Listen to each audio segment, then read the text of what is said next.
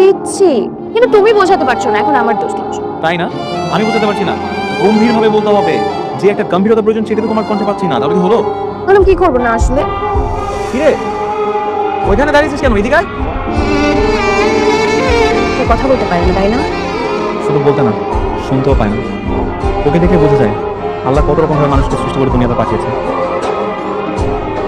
কিরে কিছু বলবি?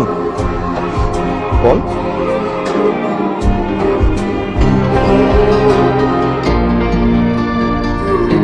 ওই যে আমি আসছি, তুমি একটু প্র্যাকটিস করো। আমি শুধু 2 মিনিট ওর কথা শুনে এসছি। কেমন?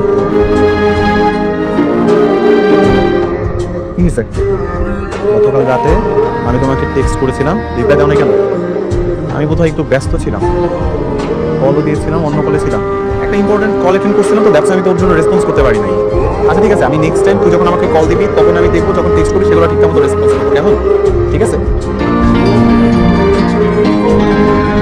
রিশাদ, তোমাদের মেবি লেট হবে না? আমার প্রোগ্রাম শেষ হলে তারপর কি তা? না লাগবে না, থ্যাংক ইউ। ওইটা রাখ, পাশে কি আমাকে দিবি? বইটা একটু চেক করো, হ্যাঁ সব ঠিক আছে কিনা। রাতে কথা হবে। কেমন?